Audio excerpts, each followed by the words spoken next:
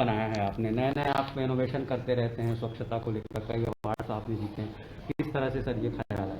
देखिए, नया नया जब तक के रायपुर अब शहर नहीं, राजधानी का स्वरूप ले चुका है। और जब हम स्वच्छता की बात करते हैं, जब हम लोग हमारे शहर की सफाई की बात करते हैं, तो आज की डेट में सबसे बड़ा जो रोड़ा आता है, सबसे बड़ा जो हम लोगों को तकलीफों का सामना करना पड़ता है, तो सबसे बड़ा तकलीफ होती है आज हमें डिस्पोजल में, सबसे ज्यादा तकलीफ होती है हमें प्लास्टिक में, सबसे ज्यादा तकलीफ होती है प्लास्टिक के कप में।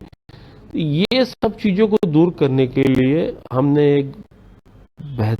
एक स्कीम निकाली है कि 10 जोन में हम 10 बेहतर बर्तन बैंक डाल रहे हैं। इस बर्तन बैंक को हम, हमारी जो एससीजी की महिलाएं जो हैं, एनएलएम की जो हमारी महिलाएं हैं, जो उनका समूह है, उनके माध्यम से हम इन बैंकों को चलाएंगे, बर्तन बैंकों को। वो महिलाएं वहां पर एक तो बर्तन बैंक भी चलाएंगी, सबसे रेट कम में हमारे बर्तन मिलेंगे।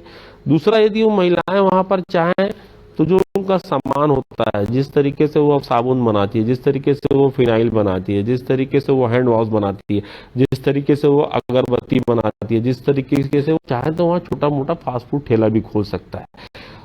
महिलाओं को आत्मनिर्भर बनाने का ये बहुत बड़ा साधन भी है। हमें इसमें दो फायदा हो रहा है, हम महिलाओं को आत्मनिर्भर बना रहे हैं, हम महिलाओं को रोजगार दे रहे हैं। अगर 10 जोन में, एक जोन में किसी 15 महिला को काम मिलता है, तो मेरे को ऐसा लगता है कि 150 लोगों को इसमें रोजगार से जोड़ा जाएगा। दूसरी चीज, हमारा जो मकसद है कि हमें जोनों में जब बर्तन हमारी जब महिलाएं देने लगेगी, तो जो प्लास्टिक की बात हो रही है, जो बात हो रही है बर्तन में, कप में, जिस तरीके से हम लोग परेशान है, पॉलिथीन, ये सब चीजों से हमें निपटारा मिलेगा। हमारी नलियां नहीं भराएगी, गंदगी नहीं होगी, लोगों को बीमारी नहीं होगा। तो ये सब कई सारी चीजों को लेकर ये बर्तन बैंक का कॉन्सेप्ट लाया गया है। 3 जोन में खुल गए हैं, 2-3 दिन में और बाकी जोनों में खुल जाएंगे। तो मुझे पूरा भरोसा है कि जब 10 के 10 जोन में जब ये बर्तन बैंक खुल जाएंगे, तो लोगों को एक अच्छा बर्तन का माध्यम सस्ते में मिलने लगेगा।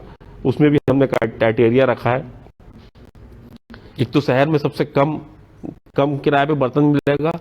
दूसरा, जो किसी के यहाँ 10 ग्रात हो जाता है, या किसी के घर में मरने का कार्यक्रम होता है, या शोक का कार्यक्रम है, उसमें सबसे नॉमिनल 100-150-200 रुपए में हम पूरे तरीके से बर्तन उसको उपलब्ध करा देंगे। हमारे आपके चीफ मिनिस्टर को इसके जरिए कांग्रेस काउंटर भी करना चाहती है। महापौर एजाज ढेबर भी सर्वधर्म को मानने वाले नेता के तौर पर माने जाते हैं। मैडम किरणमयी नायक के कार्यकाल में जो मंदिर टूटा था, मौली माता मंदिर, उस बारे में लोगों ने मुलाकात की है, शायद आप मंदिर के लिए पहल करने वाले हैं।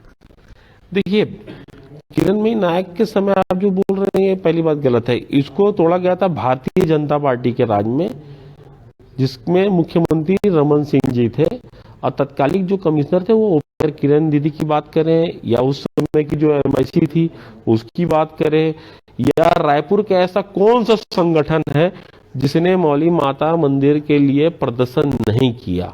ये बात करते हैं मंदिरों की, ये बात करते हैं इसकी हिंदुत्व की बात करते हैं, मगर उस समय ये कहा था कि जब शहर की, जिसको माता रानी माना जाता है, आज जब बच्चे का कोई उन्नयन होता है या बच्चे का कोई जन्म होता है, तो सबसे पहले उस मंदिर में जाके मुंडन कराया जाता था।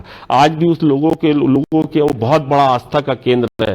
तो उस मंदिर को तोड़ा गया, तो सब फिर ये लोग कहाँ थे, भारतीय जनता पार्टी के लोग जो आज अपने आप को बहुत बड़ा वो बताते हैं, ये सब ये लोग कहाँ थे? इन्हीं की तो रास्ता क्यों, मतलब आपने विकास के नाम पे इतना, जबकि हम आग, अगर स्पॉट की बात करोगे तो स्पॉट में कहीं पर भी मंदिर, कहीं पर भी अड़चन नहीं थी, मगर उस समय मंदिर को तोड़ा गया।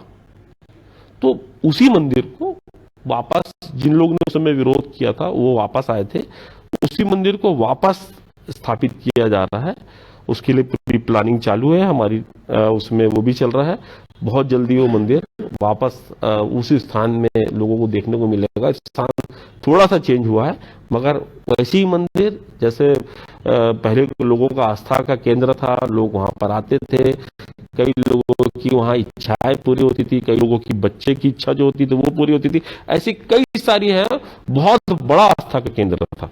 तो वह भी अब लोगों को देखने को मिलेगा। मुझे लगता है कि 2-3 महीने में वो मंदिर तैयार हो जाएगा। एक बड़ा फैक्ट लेकिन शायद आपसे छिपा लिया गया है। मंदिर तो बना हुआ है तेलीबांधा इलाके में ही, तो क्या मंदिर की वो मूर्ति को फिर से उखाड़ कर लाकर स्थापना होगी, या बी मंदिर बनेगा, मौली माता की दूसरी कोई मूर्ति बनवाएंगे? आपके पास शायद जानकारी अधूरी है, आप अधूरी जानकारी में बात कर रहे हैं। जहां मंदिर बना है वो मंदिर नहीं है, वो किसी के घर में स्थापित है। हम लोग पूरी जानकारी लेके बात कर रहे हैं। और जो उसको देख रहा है, जो पंडित का नाम है दीपक, तो वो जो कर रहे हैं अभी अपने घर पे संचालित कर रहे हैं मंदिर को। और क्योंकि मुझे मूर्ति में मतलब मुझे नहीं जाने, मेरा मकसद ये है कि जो मंदिर वहां पर था वो मंदिर को वापस संचालित किया जाए, वो मंदिर को वापस वो किया जाए। और मेरे ख्याल से घरों में मंदिर स्थापना नहीं होती, मंदिरों के लिए अपना एक स्थान होता है। तो शायद मुझे लगता है कि जहां पर थी देवी को वहीं पर आके वापस विराजमान होना चाहिए। उस लाइन में और भी मंदिर थे, इसके बारे में भी कोई पहल करेंगे मेयर साहब?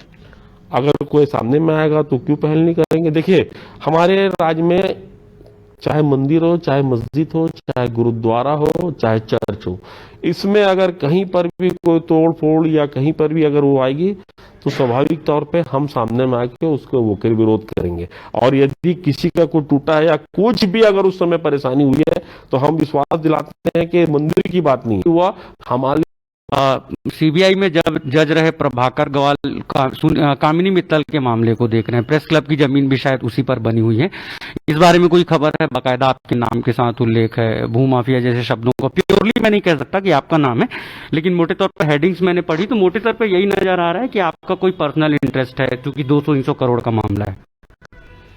आप लोग के पास बहुत अधिक मतलब कम जो रहती है ना जानकारी, बहुत अधूरी और आधी रहती है। और दूसरी चीज, आप लोग, मुझे ऐसा लगता है कि नेगेटिव न्यूज में ज्यादा भरोसा करते हैं, पॉजिटिव न्यूज में आप लोग भरोसा नहीं करते हैं। तीसरा ये है कि जिस जमीन के बारे में बात कर रही है ना वो जमीन है। पहली बात तो आपको तथ्य में जाना चाहिए सवाल पूछने के पहले, ना वो जमीन है, वो है रास्ता, वो रोड की बात हो रही है, मोती बाग के सामने गार्डन की बात कर रही है। अरे भैया, रोड में किसकी जमीन किसको जमीन अलॉटमेंट होती है? चलो आप बताओ तो मेरे को। जहां पर वो महिला घेर के बैठी है वो क्या कोई जमीन है वो? और उसमें 200 करोड़ रुपए का जी मेरा कोई इंटरेस्ट होगा? अरे आप लोग एक्चुअल में पूरा तथ्य को बात कर लिया करो, पूरी जानकारी लिया करो, उसके बाद बात किया करो। मित्तल जो पहले कामनी अग्रवाल लिखती थी, अब वो कामनी मित्तल हो गई। तो देखो, पहले तो उसको पहले टाइटल पता कर लो कि कौन सा टाइटल की है। दूसरी बात, मैं किसी महिला के बारे में अब्द शब्द नहीं बोलना चाहता, ना उनके बारे में कोई गलत टीका टिप्पणी करना चाहता हूं, क्योंकि मैं महिलाओं का सम्मान करता हूं। इसलिए मैं नहीं चाहता कि उनके बारे में टीका टिप्पणी करूं। अगर कोई बात है तो वो कोर्ट में अपना वो कर रही है, कोर्ट में अपनी बात दे। मैं अगर कहीं कोई जमीन वाली बात कर रहा हूं, यदि मेरे मन में हो रहेगा तो शायद आप लोग फिर शहर में रहते हैं, मोती बाग के सामने कौन सी बड़ी जमीन निकल रही है जिसमें 200 करोड़ का फायदा होगा, इसको आप लोग देख लो और मुझे भी बता दो। अगर 200 करोड़ का फायदा होगा तो फिर हम काय को साल को उसमें वो करेंगे, हम खुद ही जाके वहां पर नगर निगम का कॉम्प्लेक्स बना देंगे। Chief minister Bhupesh Baghel negative खबरों से बात की, बर्तन बैंक और मौली माता मंदिर के बारे में उन्होंने बात की। थोड़ी नाराजगी शायद उन्हें हो रही थी, लेकिन फिर भी उन्होंने हमारे सारे सवालों के जवाब दिए। महापौर एजाज ढेबर साहब, आपका बहुत बहुत धन्यवाद।